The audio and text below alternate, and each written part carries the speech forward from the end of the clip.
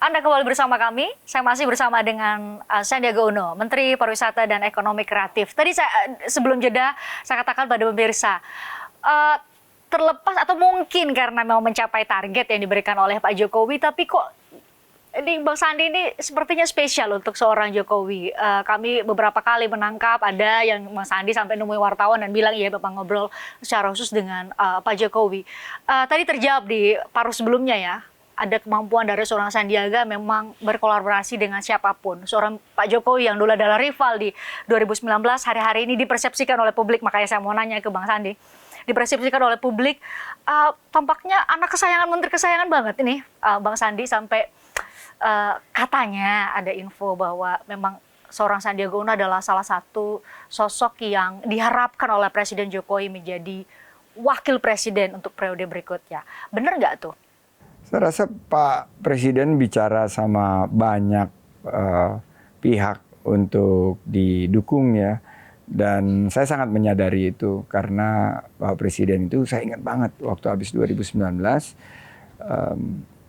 kita duduk cukup lama saat saya belum bergabung dengan pemerintahan dan lagi Pak Presiden lagi menyusun tentunya untuk langkah-langkah di 2019 sampai 2020. Oh, ini belum kabinet, belum terbentuk? Ini belum terbentuk. Jadi beliau tuh menanyakan kepada saya beberapa hal dan saya memberikan pendapat mulai dari pemindahan ibu kota sampai kepada Omnibus Law.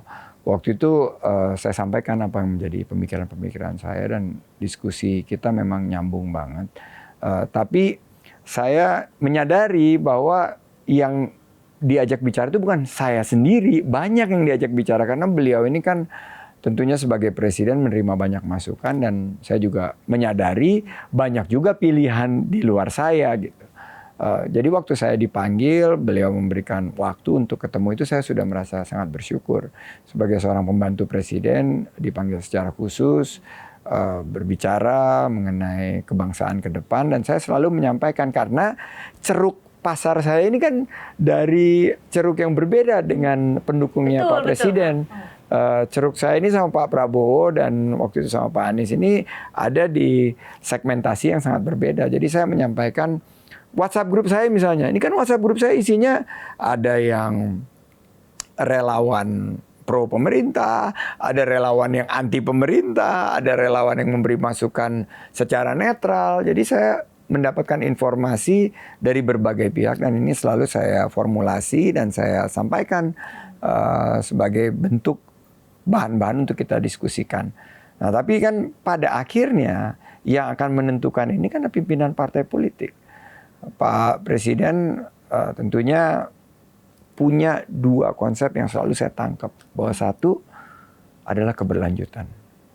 Namanya continuity. Jadi apa yang sudah dicapai oleh beliau 8-9 tahun terakhir sampai tahun ke-10 meneruskan pemerintahan sebelumnya ini dilanjutkan supaya kita tidak misalnya udah kelas 12 atau kelas 6 lagi, itu turun jadi kelas 5 lagi tapi kita lanjutkan dan dipercepat, diperbaiki dan yang baik itu terus ditambah, yang belum baik itu akan diperbaiki dan disempurnakan. Jadi konsepnya itu adalah continuity. Yang kedua yang menarik menurut saya, beliau memikirkan karena ini untuk NKRI adalah rekonsiliasi. Jadi ada dua kubu yang terus saling ya boleh dibilang bersaing, bertanding, terus setelah selesai itu enggak terrekonsiliasi. Nah, 2019 ini di tingkat atas sampai bawah. Nah, di tingkat atas berhasil tuh direkonsiliasi. Paling tidak dua rival dan menyisakan sekarang yang anti pemerintah itu kan kalau kita lihat jumlahnya sudah jauh berkurang. Dan malah tingkat kepuasan masyarakat kita terhadap pemerintah ini tinggi sekali. Tidak bisa kita pungkiri ini sudah terpotret di berbagai survei, di berbagai jajak pendapat dan apa yang dirasakan masyarakat itu kita bisa rasakan. Nah, rekonsiliasi dan continuity inilah yang harus kita pedomani bahwa ini menjadi pemikiran kita bersama dan ini yang mudah-mudahan bisa kita tawarkan kepada para pemilih di 14 Februari 2024. Kita akan bukan hanya kalau saya melanjutkan, tapi kita mempercepat. Makanya saya bilang poros percepatan pembangunan, PPP. Kalau ngobrol dengan Pak Presiden biasanya ngobrol apa sih Bang Sandi? Yang empat mata ya, kalau yang rapat kan itu bisa Ya ada yang tentunya tertutup, ada yang bisa saya share. Yang bisa saya share ini adalah keinginan kita semua, dan Pak Presiden ini juga ingin agar Pilpres 2024 ini sejuk, kondusif, dan bicara mengenai isu-isu yang ada di tengah-tengah masyarakat. Oleh karena itu dia selalu mendorong, mau jadi pemimpin harus ada di tengah-tengah masyarakat, dengar apa yang menjadi keluhan masyarakat dan hadir dengan solusi-solusi. Jadi saya terus didorong tuh waktu lagi COVID juga itu bahwa kita harus bergerak. Jadi itu yang dibicarakan, dan secara spesifik kita juga membicarakan konstelasi dan lain sebagainya. Tapi ada yang bisa saya sampaikan di sini secara terbuka, ada yang tentunya harus kita yakini sebagai bagian daripada strategi kita untuk mencapai Indonesia maju. Yang menarik adalah kalau saya berkonsultasi dengan beliau, di mana saya menyampaikan situasi keadaan politik terkini, dan beliau menyampaikan pandangannya, tapi kan akhirnya keputusannya itu ada di tangan saya. Sebagai pembantu beliau, saya pasti akan meminta arahan kepada beliau, dan beliau biasanya menariknya sama presiden itu nggak pernah berlama-lama, selalu satset, das, what, gini, ini keputusannya ini, arahannya seperti ini, dan itu yang saya maknai sebagai pedoman bagi saya melangkah ke depan. Termasuk melaksanakan tugas sebagai menteri ya? Tugas sebagai menteri dan tugas di luar menteri, seandainya ada tugas tambahan itu juga selalu saya konsultasikan dengan beliau. Ada arahan, kira-kira ada arahan langsung nggak? Kan publik hanya bisa mempersepsikan ya Bang Sandi. Bener nggak kalau diarahkan oleh Pak Presiden pasangannya ke Pak Ganjar atau ke sosok lain? Pak Presiden tidak secara spesifik ini arahnya, tapi dia bilang saya melihat bahwa di antara para pembantu presiden, dan ini dia terbuka sama saya, ini yang saya usulkan kepada pimpinan partai politik, ya monggo begitu. Tapi kalau dilihat dari kecocokan maupun matriks dan formulasi, tentunya para pimpinan partai politik sudah mendapatkan masukan-masukan. Jadi fokus saya kerja aja. Saya lihat bahwa pekerjaan saya ini, jika saya semakin bisa mencapai target yang dibebankan kepada saya, maka akan lebih banyak manfaat yang dirasakan oleh masyarakat. Bang Sandi tadi bilang kan, Bang Sandi ini punya pengalaman menang, punya pengalaman kalah. Jadi tentu sangat paham melihat bagaimana turun naik hasil survei, elektabilitas dan lain-lain. Bang Sandi kan kalau di awal 2019 itu hasil surveinya capresnya paling tinggi lah Bang Sandi. Sekarang ada dinamika, bahkan terakhir kalau hasil survei di elektabilitas Bang Sandi bersaing betul dengan sahabat Bang Sandi sendiri, Pak Erick Thohir. itu Bang Sandi bagi kami kan membaca data ya. Tapi bagi seorang pribadi Sandiaga Uno membaca data hasil survei itu bagaimana? Memaknainya sebagai apa?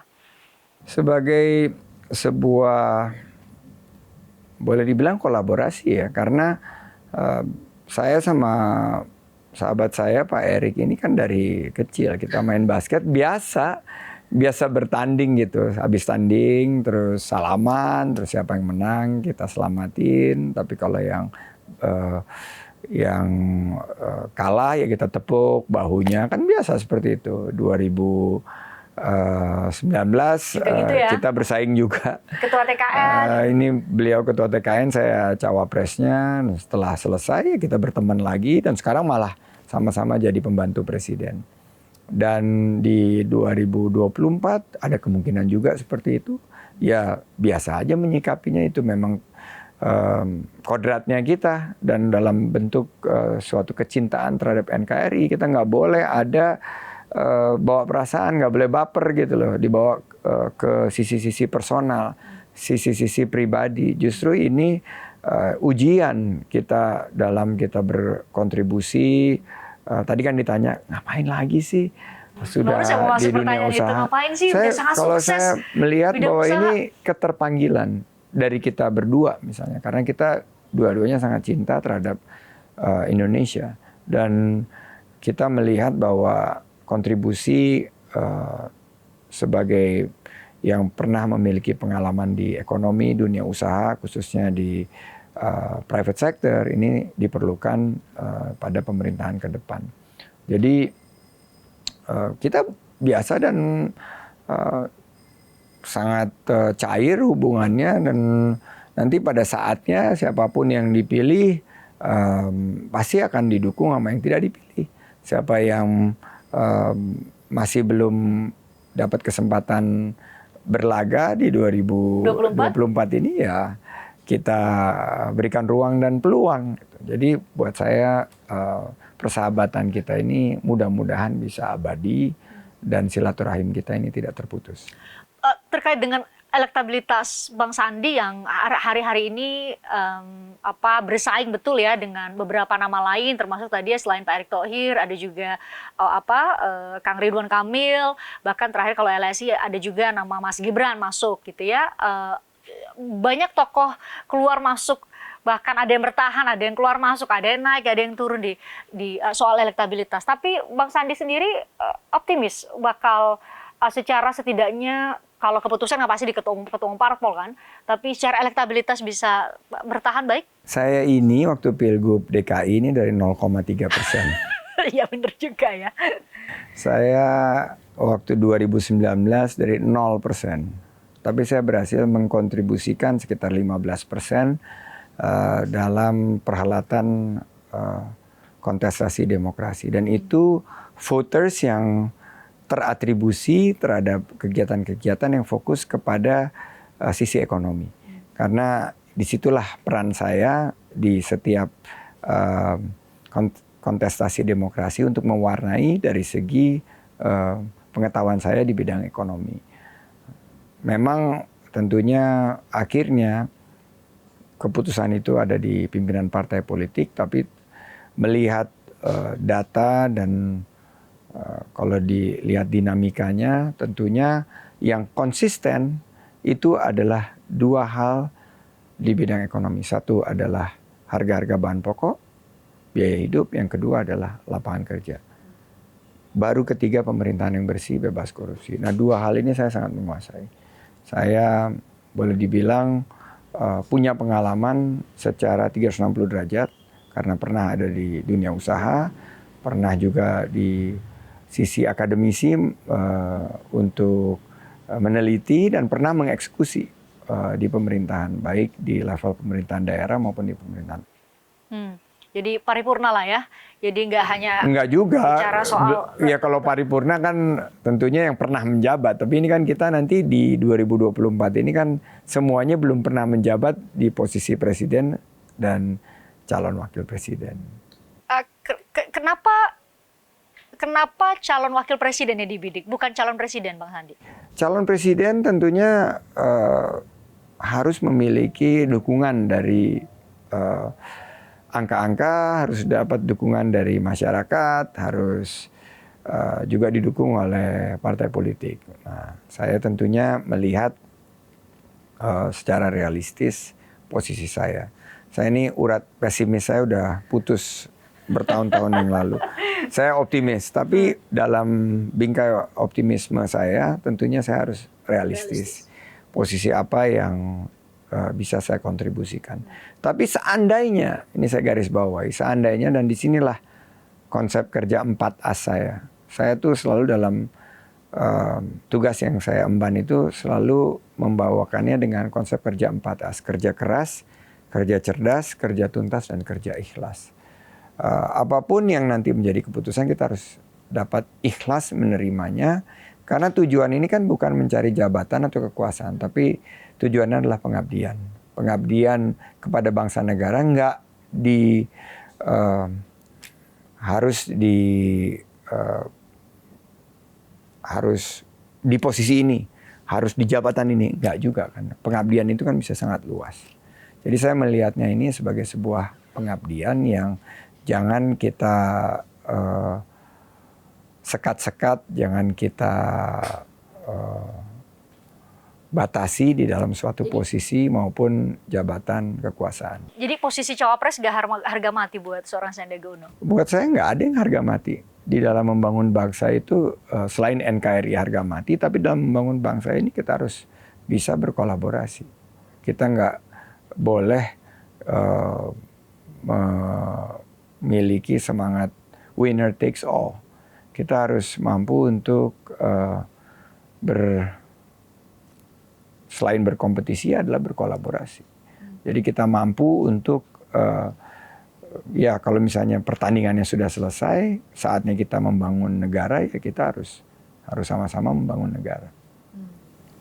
Itu value yang dipegang oleh seorang Sandiaga.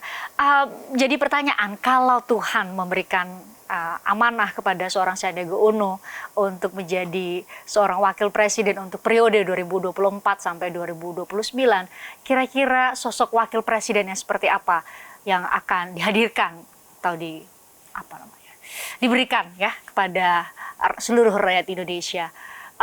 Nanti jangan dijawab dulu untuk memberikan gambaran siapa sosok calon wakil presiden. Seperti apakah seorang Sandiaga Uno? Kami jeda dulu. Usai jeda ya, Bang Sandi mohon untuk dijawab. Usai jeda kami kembali untuk Anda.